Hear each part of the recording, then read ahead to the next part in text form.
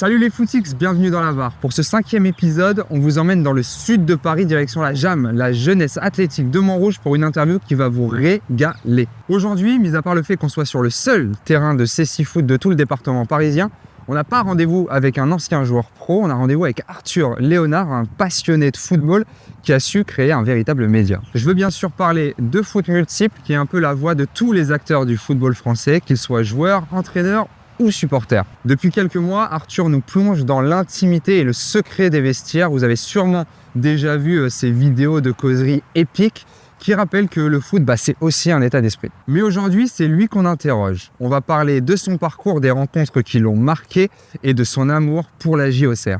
Bref, préparez-vous à une discussion avec un vrai passionné et surtout quelqu'un qui a réussi à créer des ponts entre le monde professionnel et les amateurs. Et juste avant de commencer, si toi aussi tu aimes les secrets de vestiaire, les anecdotes historiques et évidemment le football français, n'hésite pas à t'abonner à nos réseaux sociaux, lavar-FC sur Instagram et TikTok. Bon allez, cette fois c'est parti, on rentre au vestiaire.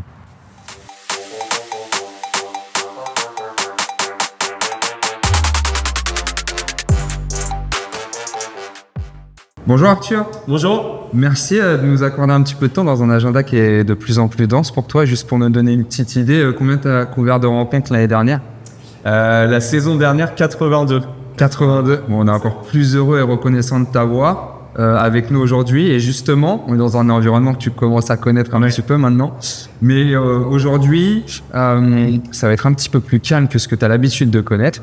On va prendre le temps de refaire le fil de ton parcours, les rencontres que tu as pu faire au fil du temps, et tout ça à travers quelques maillots soigneusement choisis. C'est un peu toi le rédac chef aujourd'hui, c'est toi qui a choisi le maillot, sauf le premier. Voilà. Vous avez fait très fort. Où on a fait très fort, et juste pour le signaler, on est dans les locaux de la JAM, la jeunesse athlétique de Montrouge, qui nous accueille très gentiment aujourd'hui, au sud de Paris. Pour le programme, ça te va? Ça va, très bien. Et on passe au premier maillot. Alors, on a une petite tradition dans la VAR, Arthur, c'est de démarrer par le tout premier maillot, celui où la flamme elle a commencé à naître un petit peu. Il y a des gens que tu dois connaître qui nous ont envoyé ce maillot. Est-ce que déjà tu peux nous dire de quel club il s'agit? Ouais, donc c'est la NJC Grieux, c'est un petit club qui est implanté dans Rouen en gros. Et donc c'était au pied de là où j'habitais quand j'étais petit, donc notre premier club. Grieux, c'est un quartier de Rouen, c'est ça, c'est un quartier de Rouen, ouais. Et t'as quel âge quand tu démarres à Grieux? 5 ans. 5 ans, ouais, donc premier, les plus gros. Vraiment le débutant, le moment où tu peux commencer le foot, quoi. Ok. Et t'es resté combien de temps là-bas? Je suis resté 3, c'était vraiment le petit club qui était en fait le plus proche de chez moi, et donc t'avais des catégories débutants poussins. Ok. Mais si t'étais un petit peu motivé et que sans être très fort, tu te débrouillais plus ou moins, t'étais obligé de partir des poussins vers un plus gros club. Donc en fait, je suis resté 3 ans, j'ai fait mes 2 années de débutant et une année de poussin, et après je suis parti vers Bois-Guillaume, qui était un plus gros club du côté de Rouen, qui jouait en N2 à l'époque. Okay. Et il y a eu pas mal les frères Angoula, par exemple, Angoula, l'arbitre, etc. Ils nous entraînaient un petit peu. Un gros club du côté de Rouen, donc voilà, quand tu avais un petit peu d'envie de motivation et que tu te débrouillais pas trop mal, du coup tu étais obligé de partir vers un autre club, mais c'est là que tu as commencé, donc voilà. Mais justement, tu me donnes une belle transition, parce que pour ceux qui connaissent pas, et moi non plus, comment il se vit le foot à Rouen, parce que vous avez 2 clubs de haut niveau. Ouais. J'ai vu aussi que les féminines étaient en D2 il y a de ça quelques années. Ouais. Ça fait un bon vivier quand même. Ouais, après Rouen, faut savoir que si la ville est pas immense en soi, parce qu'il y a 120 000 habitants, donc ce qui reste quand même une bonne ville, mais en fait c'est une des plus grosses agglos de France. Il y a 600 000 habitants, donc je crois qu'on est la 12e agglo de France. Ok. Et en fait, comment se vit le foot? Moi, je dirais par expérience que c'est une vraie ville de foot. Ouais. Et qui n'a pas eu la chance de connaître ce qu'elle aurait dû connaître. En fait, le club historique, c'est le FC Rouen, et c'est un qui a connu l'élite. Ouais, il a plusieurs saisons, je crois une vingtaine en D1. Bon, ça remonte maintenant, mais moi par exemple, je suis né en 1995. Depuis que je suis tout petit, j'ai vu qu'une saison pro du FC Rouen, c'était en 2003-2004 en Ligue 2, donc ça fait pas beaucoup. Et en fait, ce club-là a toujours peiné, il y a toujours eu des problèmes financiers, beaucoup de rétrogradation administrative et tout. Et donc au bout d'un moment, au moment où l'US Queville, qui est un autre club historique du côté de Rouen, a commencé à pas trop mal marcher, à s'approcher du niveau national, la métropole a décidé de tout miser sur ce club-là. D'accord. Ce qui a été très très mal perçu dans la ville, parce que Rouen, c'est le club historique qui fait aujourd'hui, par exemple, plus de 6000 de moyenne en national. À Drochon. À Diochon, ouais. Diochon, pardon. Wow, t'inquiète. Je me fâche avec Tu vas tout Je me fâche avec Non, mais voilà, donc ça a été très mal perçu par les supporters du FC Rouen. Bon, à juste titre, hein, ça a été fait maladroitement. Et en fait, l'engouement populaire du côté de Quevilly a jamais vraiment pris. C'était juste un petit club local. Et donc là, maintenant, ça fait une très, très grosse rivalité entre les deux clubs qui jouent en plus dans la même division cette année. L'US Quevilly, enfin, QRN, maintenant, ça s'appelle. Et le FC Rouen. Mais l'engouement populaire, il est vraiment du côté du FC Rouen, quoi. Pour te donner une ordre d'idée. On est à plus de 6000 et sur les gros matchs, il y a eu 8000 guichets fermés au FC Rouen. Il y a une vraie ferveur. Ouais, il y a une vraie ferveur. Je reviens sur la MJC. À l'époque où tu es dans ce club, tu commences le football. Est-ce que tu t'imagines déjà un petit peu reporter, en train d'interviewer des joueurs, des dirigeants, des supporters, à être traîné un petit peu aux quatre coins de la France dans les stades? Non, pas encore. Non, franchement, non. Je prends bien conscience que même par rapport aux gens qui jouent au foot avec moi, par exemple dans mon club, que je suis passionné plus. Je suis pas forcément le meilleur, mais je sens que, tu sais, je suis beaucoup plus. Je connais tous les effectifs de Ligue 1. Tu sais, je sens que c'est plus en moi que les autres, même qui kiffent le foot, tu vois. Donc, je sens à ce niveau-là qu'il y a un truc en plus. Après, de là, m'imaginer, non, puis j'ai 5 ans, en fait. Oui, enfin, moi, de mes 5 même jusqu'à mes 15 ans, je kiffe le foot, je viens jouer et je pense même pas. D'ailleurs, c'est peut-être le problème à un moment. Et ce qui m'a, même niveau scolaire, je décrochais un peu parce que j'étais trop foot à un moment. Okay. Après, je me suis bien recentré et tout. Mais parce qu'en fait, vraiment, le foot, c'était en moi. Je pensais qu'à ça. Mais du coup, je pensais pas, ouais, je vais faire ça plus tard. C'était en mode, je kiffe le foot. Et ouais, c'était vraiment ce qui passait avant tout, quoi. Ok. Donc. Et je m'arrête aussi un instant sur les maillots. Là, on a quelques exemplaires qui, on va le voir, t'ont beaucoup marqué. Ça représente quoi pour toi les maillots? Est-ce que ça t'accorde une importance particulière à les conserver, à les accrocher dans ta chambre, à les encadrer? Non, pas à ce point-là de les accrocher, de les encadrer, mais ouais, non, c'est toujours, en fait, souvent quand t'as une belle épopée, tu vois, par exemple, on va en parler après, mais tu vois, le PlayStation d'Auxerre, ça a marqué une époque parce que, il y avait toute une hype autour de, voilà, Giroud, Cissé, etc., la Coupe d'Europe tous les ans pour cette petite ville de 35 000 habitants. Et du coup, on retient le maillot finalement, tu vois, c'était le premier maillot cintré en plus, mais tu vois, même d'autres clubs qu'on marquait, souvent c'est vrai qu'on retient bien par le maillot. Ah, c'est ce maillot-là qu'ils avaient quand ils ont été champions de France, etc. Donc, ouais, le maillot, il y a toujours une histoire derrière, quoi. Tu m'as encore offert une très belle transition. Je te remercie, Arthur. Je te propose de passer au deuxième maillot. Allez. Et force à la MJC, franchement, vous avez vraiment assuré parce que tu m'as dit, ouais, j'ai un maillot pour qu'on débute. Je fais une petite parenthèse pour finir là-dessus, mais, tu m'as dit, donc je me disais, qu'est-ce qu'il a pu me ramener? Et donc, tu m'as dit, ouais, ils nous ont envoyé, le maillot, etc. Donc, et en fait, l'année dernière, pour finir sur la MJC, donc, ils ont lancé leur gros tournoi de futsal et tout. Et ils m'avaient dit, ça nous toucherait vraiment beaucoup que tu sois le parrain de l'événement. Et donc, j'avais accepté. Mais c'est pour dire que, je trouve ça trop beau d'avoir, c'est un club où j'ai été de mes 5 à mes 8 ans. Moi, j'aimais trop là-bas. C'est vraiment dans ce club-là que j'ai commencé à aimer le foot. Et qui a un rapport, plus de 20 ans après. Je trouve l'histoire belle. Et même qui m'a proposé d'être le parrain de l'événement, ça veut dire, voilà, on suit ce que tu fais. On est content que tu sois venu chez nous. Donc, que tu aies débuté chez nous. Donc, non. D'ailleurs, on remercie vraiment énormément la MJC et Fabien qui nous a envoyé ce maillot et qui a fait aussi l'effort d'essayer de trouver un maillot. Est-ce que c'était le maillot soit le maillot avec lequel tu as joué? Exactement. Qui était pas mal d'ailleurs. Yes. Deuxième maillot? Yes. Allez, c'est parti. Bon, t'as déjà commencé à en parler. Ouais. Le maillot, alors là, clairement, on est sur un passage obligé quand on parle de ton parcours. C'est un maillot qui est assez iconique, même pour les non-supporters de Serre. Mais pour toi, forcément, ça a une valeur un peu plus forte encore. Parce qu'on peut dire que c'est ton club de cœur. Ouais. Ah ouais, clairement. Raconte-nous juste déjà d'où te vient cet amour pour la GIA. En fait, mon amour de la GIA, il part de ce maillot. En réalité, c'est que en fait, il y a un Noël, le Noël de mes 5 ans, où il m'offre le maillot d'Auxerre. Et en fait, c'est de là que tout part, quoi. C'est floqué Cissé en plus derrière, tu vois. Et en fait, j'allais en vacances, toutes les vacances, je les passais à Auxerre chez mes grands-parents. vacances scolaires, parce que moi je suis de Rouen et du coup les vacances scolaires on allait passer à Rouen à Auxerre avec ma famille. Et en fait à Auxerre, bah voilà, il y a pas pour les enfants, il y a pas 3000 activités comme dans les grandes villes, etc.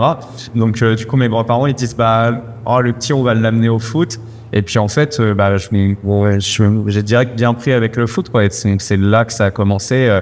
Mon grand-père m'a amené ensuite à un premier match qui était au Sedan, tu vois, en Ligue 1. À l'époque, c'était, pour le clin d'œil, c'était le choc du dimanche soir sur Canal+ de Ligue 1, parce que Auxerre était premier, Sedan était troisième à ce moment-là. Et la figure de Giroud, elle arrive tout de suite ou un petit peu plus tard? De toute façon, dès que tu commences, mais j'ai même pas envie de dès que tu commences à parler d'Auxerre, même sans dire la J-Auxerre, de toute façon, tu parles de Giroud, c'est-à-dire, c'est un monument sur place. Faut peut-être y être allé pour comprendre, mais il y a une phrase assez célèbre qui ressort un peu partout, c'est Giroud, il a placé Auxerre sur la carte de l'Europe.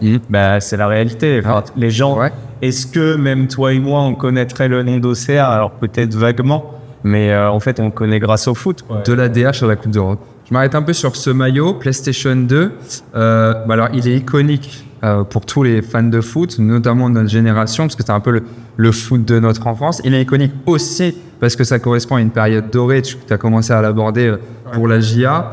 Il y a le troisième en 2002. Ils sont en Coupe d'Europe la saison suivante. Il y a la victoire à Highbury et aussi à Arsenal sur la saison suivante. La victoire en Coupe de France en 2003. Et quand on parle des figures de l'époque, on pense évidemment tout de suite à Cissé, à Mexès, éventuellement à Kalou. Quel était ton joueur favori, toi? Cissé, forcément, moi, c'est vraiment... Et puis bon, voilà, j'ai pas besoin de l'expliquer longtemps. Mais... D'ailleurs, tu vois, c'est ça qui est assez fou aussi avec Wingtip, c'est que maintenant, je me retrouve à être en contact, entre guillemets, avec lui sur Instagram et tout. Et tu vois, quand il a vu que j'avais posté une fois ce maillot avec floqué comme ça, il a dit oh purée, j'aimerais tellement avoir le même pour mon fils et tout. Et donc, pour rigoler, je lui avais dit là, je t'avoue, je peux pas te le donner parce que je peux pas te le donner pour ton fils parce qu'il me tient trop à cœur. Mais tu vois, c'est fou parce que, en fait, c'est vraiment lui qui m'a fait aimer le foot, tu vois. Cissé, parce qu'on a beau dire Giroud, etc. Oui, enfin, je veux dire, Giroud, j'aimais tous les autres, mais Cissé, c'est vraiment le mec. Enfin, je veux dire, il n'y a pas une seule journée où j'allais pas voir des vidéos de Cissé sur Internet. J'étais vraiment fan de fou de lui, quoi. Et c'est vraiment lui. Il portait un truc, ça a été le premier avec les coiffures, le premier qui avait un style vestimentaire, qui sortait vraiment du lot, etc. Et puis il y avait ce côté, il y avait toute une hype autour de lui en fait qui portait. Et moi, j'étais vraiment fan de lui et fan de tout ce qu'il a pu dégager après dans sa carrière, parce qu'on a beau dire, Cissé, il était très fort, il frappait fort, il allait vite, il marquait énormément. Mais moi, là où je le respecte de fou et je le respecterai toujours, c'est pour s'être relevé de ses blessures et avoir continué à avoir une carrière quand même très stylée malgré ses blessures. Et cette génération-là, c'est aussi le symbole de l'école auxerroise qui performe et qui est connue à travers la France, à travers l'Europe. Et l'école auxerroise, elle a formé quasiment un grand à chaque génération. On peut remonter jusqu'à Cantona, même avant Cantona, Martini, Cantona, Cissé évidemment, Abou Diaby, Sébastien Haller plus récemment. Qui symboliserait pour toi le mieux cette école iconaise? Il y en a tellement. On va choisir. Cissé, c'est un bon exemple pour son rapport avec Giroud. Si tu vois, parce que c'est presque filial. Quand on dit, c'est ça. Et quand on dit, formation et tout, il y en avait d'autres qui l'aidaient autour, et ça, faut pas l'oublier. Mais c'est vrai que c'est Giroud qui symbolisait tout ça. Et en fait, tu vois, tu peux sortir par exemple Cantona, Cissé, parce que t'avais vraiment Boli, tu vois, parce que t'avais ce rapport avec Giroud qui ressortait même beaucoup dans les médias, tu vois, quand l'anecdote avec Basile Boli où il lui confisque sa mobilette pour pas qu'il fasse de conneries avec, etc. Ou Cissé, le fait qu'il évite ses allers-retours à Paris, etc. Tu vois, c'est là que tu te dis, en fait, ce mec-là, Giroud, c'était le symbole de la réussite de la formation, quoi. Il surveillait tout, il faisait attention à tout, et ça a participé à la réussite de ça, donc... Rentre, t'as les cheveux mouillés. Ouais. Avec Temi Peño, c'est un Finlandais exceptionnel. Il y en a. Vous qui êtes devant votre écran, je sais pas si vous êtes déjà allé à la Baie des Champs, mais c'est le foot authentique. C'est le charme du stade à l'anglaise, stade qui est souvent plein. Il y a toutes les générations de supporters, de maillots, de survêtements. Il y a le café des stades juste à côté. Toi qui y es allé un paquet de fois, si tu devais essayer de tenter de convaincre quelqu'un d'aller y voir un match, comment tu t'y prendrais? Oh, bah, tu sais, c'est ce que j'essaye de faire déjà depuis 4 ans sur mes réseaux, mais c'est ce que je dis à chaque fois. C'est, si vous voulez faire vraiment un stade familial par excellence, c'est Auxerre. En fait, Auxerre, enfin, c'est pas fort de dire que oui, il y a quasiment que le foot à Auxerre, tu vois. Genre Auxerre, le foot, ça fait partie de l'économie, marche grâce au foot. C'est vraiment, tu sens que c'est une ville de foot, quoi. C'est une vraie ville de foot. Et comme tu disais, en fait, bon, il y a pas 3000 activités possibles à Auxerre, etc. Et en fait, c'est le stade familial par excellence, parce que, en fait, tu vois le grand-père avec le couple de parents, et moi, ça a commencé, et avec les petits-enfants. Et moi, ça a commencé comme ça. Il y avait mon père, il y avait mon grand-père, mon père et ma mère, et moi, j'étais avec eux, tu vois, avec ce petit maillot-là que je mettais au-dessus de mon manteau pour aller voir les matchs. Et en fait, c'est ça qui est beau à Auxerre. Ça existe aussi dans d'autres stades, etc. Mais c'est vrai qu'à Auxerre, c'est très, ça ressort vraiment ce truc-là. C'est une bonne ambiance familiale, comme tu dis, souvent plein. Tu vois, là, ça enchaîne les guichets fermés en Ligue 1, etc. Et puis, tu sens que les gens vivent pour ça. Tu vois, ils ont voilà, la GIA, c'est si t'es à Auxerre ou t'as vécu à Auxerre un moment, la GIA, c'est forcément là, quoi. Ok. Donc, allez à la Baie des Champs. Voilà, allez à la Baie des Champs. On passe au 3e maillot. Ouais. Déjà.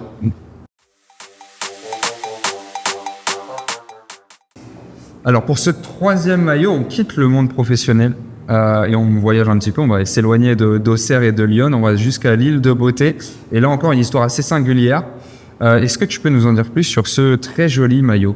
Ouais, bah ce maillot d'un club que finalement il y a 2 mois je connaissais même pas. En fait, pour te dire, c'était un clin d'œil. Si j'ai choisi ce maillot, c'est un clin d'œil aussi pour le fait que c'est vrai, les Corses sont beaucoup chahutés, etc. dans les médias. Mais tu vois, moi je suis allé faire un reportage une fois à Ajaccio et une fois à Bastia. Et en vrai, j'ai vécu 2 de mes meilleurs reportages parmi les centaines que j'ai pu faire, parce que l'accueil, c'est fou. En fait, tu sens que les Corses, si tu les abordes bien et de la bonne façon, ils sont prêts à tout te donner, tu vois. C'est un truc de fou. Et bon, quand j'étais allé à Ajaccio, tu vois, pour l'anecdote, et je vais commencer par là, c'est quand je vais à Ajaccio, la première fois que je vais faire un reportage à Ajaccio, c'était pour Ajaccio-Auxerre. Je faisais le tour de France des stades de Ligue 1. C'était l'époque où Ajaccio était en Ligue 1. J'arrive à Ajaccio. Et en fait, quand je pars de Paris en avion, je dis go Ajaccio. Enfin, je fais une petite photo à l'aéroport et tout. Et en fait, j'arrive à l'aéroport. Et là, il y a un mec qui dit Football team, monte dans ma voiture, je veux te faire visiter Ajaccio. Et moi, je me dis oula. Attends, Auxerre, c'est le club que je supporte. Il y a un supporter d'Ajaccio qui vient me chercher. Est-ce que c'est vraiment bon signe, tu vois le délire? Et en fait, je vois que le mec, il est en mode j'aime trop ce que tu fais et je veux te faire visiter la ville et tout.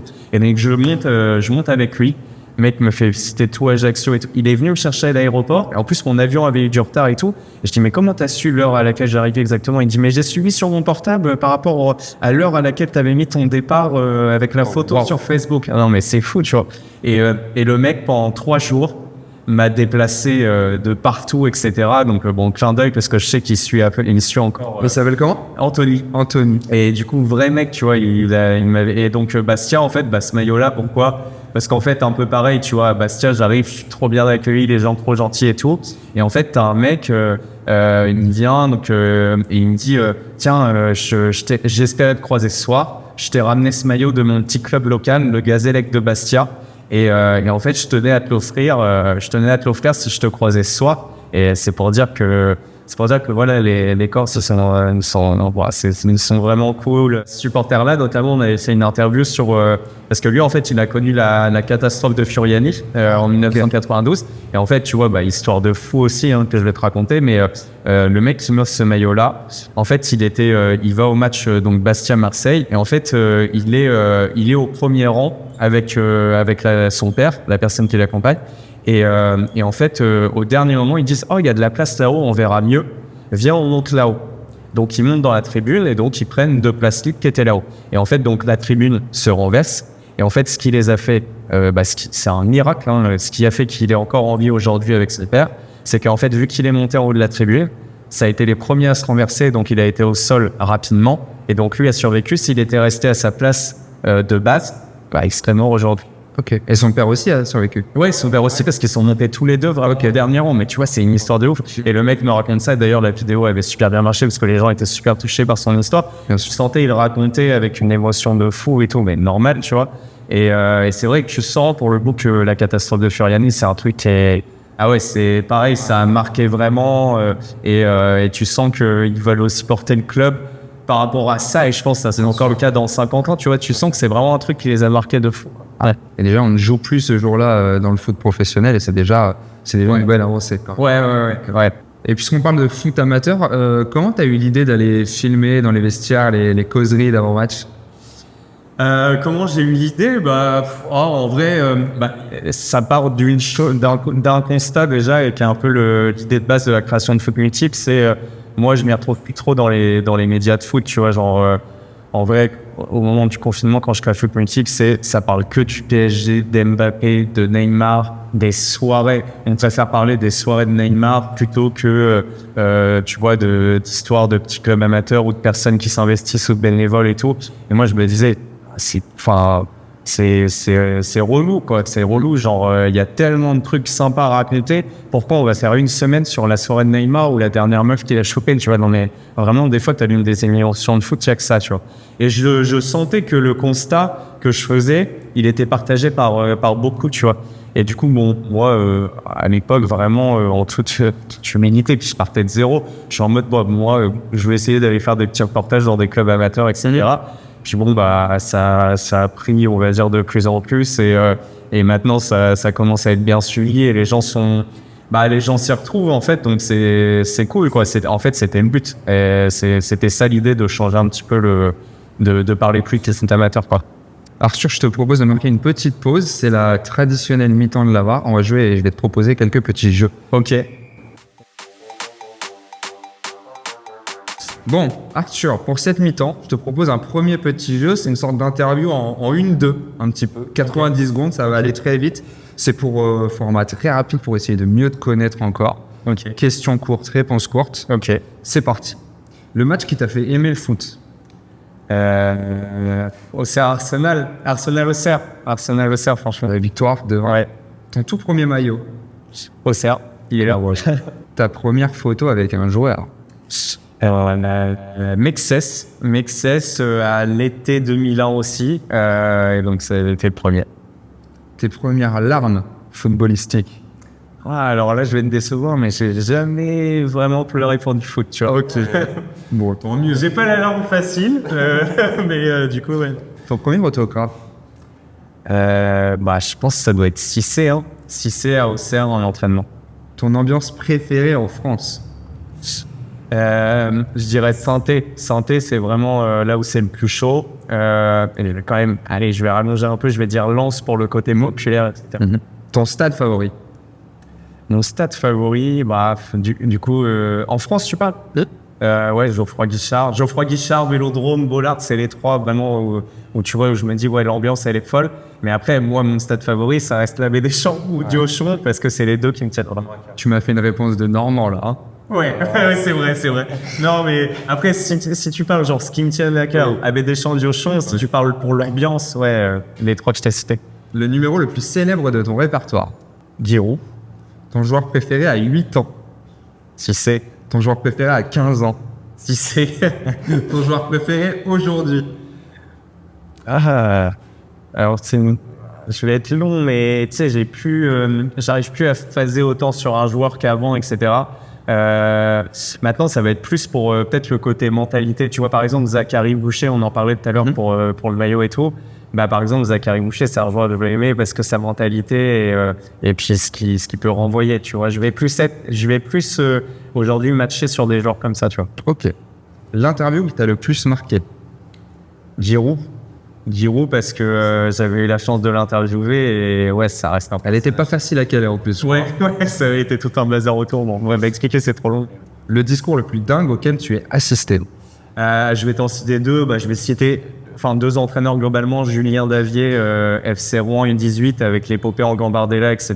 C'est un discours, c'était faux. Et puis l'entraîneur de l'Olympiakos, franchement, à la mi-temps, ils perdent 2-0. Tu crois que le match est fini et il sort un discours faux pour la qualif. Le joueur que tu recruterais en priorité à la GIA budget illimité. Allez, Mbappé, parce que s'il revient à son meilleur niveau, t'as un petit Mbappé dans un effectif, ça fait quand même pas de mal.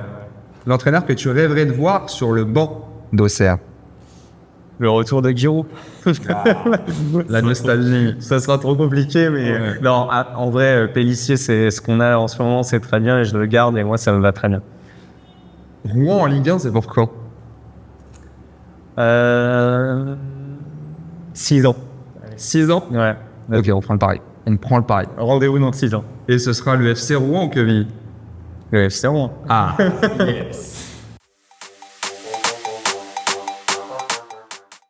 Bon, on reprend le fil de nos maillots, Arthur.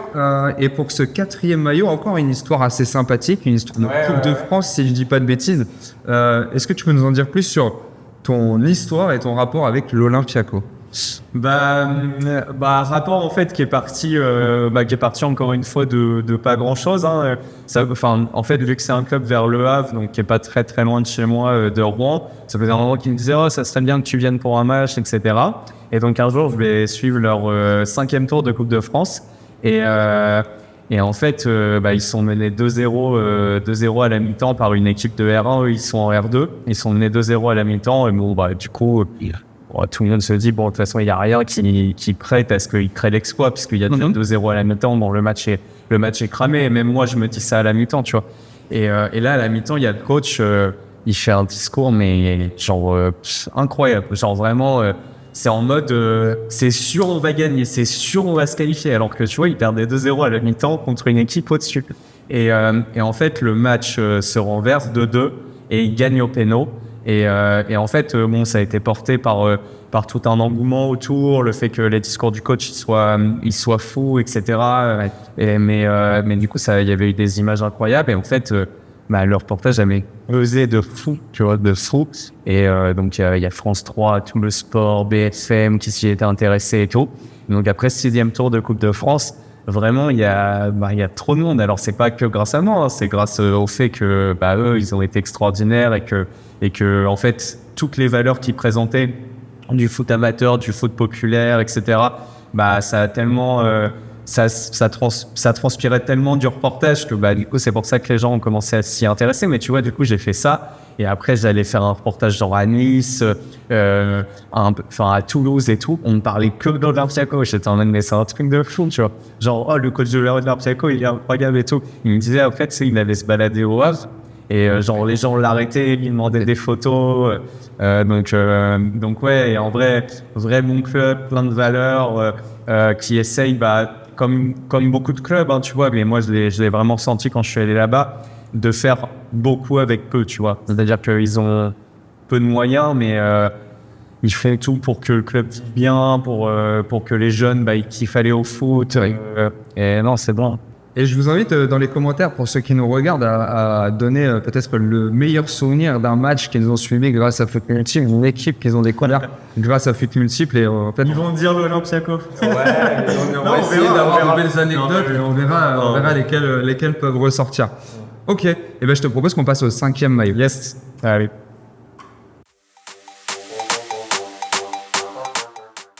Pour ce 5e maillot, en fait, on va presque revenir au premier. Parce que l'histoire est liée, c'est le premier match que tu as vu. On retrouve cette affiche-là. Mais tu as voulu nous partager, tu as voulu amener le maillot de Sedan, un autre club historique du foot français qui va un peu moins bien que la GIA aujourd'hui. Est-ce que tu me racontes-nous le rapport que tu as avec ce club? De base, mon premier match quand j'avais 5 ans, c'était au Auxerre Sedan. De base, aucun rapport avec Sedan et aucun lien particulier. Mais en fait, moi, c'est un club... tu vois, dans les années 2000, moi qui ai commencé à suivre le foot à ce moment-là, c'est un club qui était hypant, pareil, un peu comme Auxerre, mais t'avais NDFI, etc. Le Sedan, la petite ville de moins de 20 000 habitants qui se retrouvait en Coupe d'Europe. Enfin, c'était fou. Tout ça pour dire que Sedan, c'était vraiment le foot populaire par excellence. Tu vois, les supporters, ils le racontent tout le temps. J'ai encore dormi chez un supporter de Sedan ce week-end parce qu'en fait, je faisais mon reportage à Reims. Et il se trouve que du coup, des fois, je dors chez des supporters et tout. Et là, c'était un supporter de Sedan, donc qui habite à Reims. Et en fait, le mec m'a sorti sa collection de maillots, etc., avec NDFI notamment. Et ouais, les mecs, c'était... Comment il s'appelle ce supporter? Thomas. qui m'a accueilli à dormir chez lui et tout. Et en fait, tu vois, on s'était rencontrés sur un reportage à Montpellier. En fait, moi, j'avais eu mon accréditation le jour même du match. Et en fait, du coup, j'avais acheté une place en me disant si j'ai pas d'accréditation, je vais quand même au match. En fait, le club me dit c'est OK pour l'accréditation, mais le matin du match. Donc, je me dis, oh bah merde, j'ai acheté une place pour rien. Et du coup, je dis sur mon Instagram, si jamais quelqu'un cherche une place, voilà, genre, je l'offre avec plaisir. En fait, ce mec-là qui était supporter de Sedan était en vacances du côté de Montpellier, donc je lui avais donné la place. Et en fait, le lendemain, je faisais un reportage à Nîmes et il était venu à Nîmes, mais il dit, bon, mec, je te paye un coup ce soir parce que hier, tu m'as payé ta place et tout. Et là, tu vois, c'est fou, hein, l'histoire. Hein. Les Bécou, là, il héberge à Reims et il me dit, quand tu vas à Sedan, on dit, bon, ça, tu vois, c'est fou. Ça, c'est les belles histoires. Ouais. Du foot. C'est le foot qu'on aime. Hein. C'est ça. Bah, simple et puis avec de belles histoires, tu vois. Et bah, pour belles histoires, tu vois, pourquoi Arthur 89? Donc, j'arrive à Sedan, première fois que je vais faire un reportage là-bas et tout. Et donc, le club me dit, OK pour l'accréditation et tout. Et je me dis, bon, cool. Les supporters, vu que j'avais déjà parlé un petit peu de Sedan, je sentais que, tu sais, ils étaient contents que je vienne chez eux et tout. Et en fait, j'arrive, mais je suis accueilli, tu sais, j'ai l'impression de limite un joueur un gros joueur qui débarque dans un club. Et tu sais, j'étais en mode, c'était l'époque où même, ça commençait à marcher tout doucement au foot multiple, mais c'est pas comme maintenant. C'est vrai que maintenant il y a plus de gens qui reconnaissent et tout. Et là, j'arrive à Sedan, tu sais, j'ai l'impression d'être la véritable star locale. Je me dis putain, c'est lunaire, genre. Et Il a signé dans le club. non, mais tu vois un peu le moment où les premières photos, des trucs comme ça. Quand tu te mettais les charpes autour du cou. Ouais. C'est ça, première. Et donc, le club m'offre un cadeau, et tu vois, pour le clin d'œil, 89, parce que département d'Auxerre. Okay. Mais j'arrive, ouais, le club m'offre un maillot, me fait visiter vraiment toutes les coursives et tout. Et les supporters, genre, tellement sympa, tellement tu sens. Alors là, vraiment, on me disait Auxerre que le foot, etc. Mais alors, Sedan, là, vraiment, indéniablement, il n'y a aucune nuance là-dedans. Sedan, les mecs qui sont là-bas, c'est le foot et ils seraient prêts à crever pour ça. Ils sont passionnés de foot de leur équipe et tu vois, donc du coup, moi, j'ai été vraiment touché par la première fois où j'y suis allé, l'accueil des gens et tout. Et en fait, je me suis dit, je veux trop y retourner. Donc, j'ai commencé à y aller pas mal et tout. Et Thomas, quand tu veux, pour parler et découvrir ta collection de maillots du SC Sedan. Ouais. Franchement, là, t'aurais, parce qu'il a une collection, franchement, c'est légendaire. Et on va aller à Sedan. À Sedan. Franchement, si vous avez l'occasion pour le coup, là, du coup, ils sont remontés en R2 et tout, mais bon, voilà, ils jouent dans un stade de 23 000 places où même les gros matchs, voilà, il n'y a pas non plus, il n'y a pas 23 000 personnes, mais ce que je veux dire, c'est que, voilà, il y a quand même tu me dis, c'est un truc de fou qu'au niveau régional, il y a ce monde-là et cette atmosphère-là. Bon, je te propose de passer au 6e et dernier Ouais.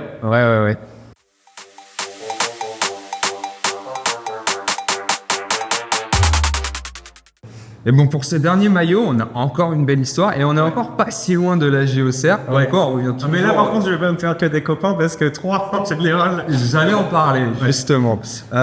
Tu nous as ramené un cadeau qu'on t'a offert, le maillot de Zachary Boucher. Alors, pour ceux qui connaissent pas Zachary Boucher, c'est un gardien de but qui a été formé au Havre, qui est passé par Toulouse, Auxerre, qui est à Troyes aujourd'hui. Et toi, tu as tissé une relation particulière avec lui. Ouais. Est-ce que tu peux nous reparler un petit peu refaire le film de cette histoire? Ouais, en fait, Zachary, c'est gardien d'Auxerre sur les années vraiment compliquées de Ligue 2. Mm-hmm. Et en fait, voilà, moi à l'époque, foot multiple n'existe pas, mais je suis supporter d'Auxerre et je fais les matchs de Ligue 2.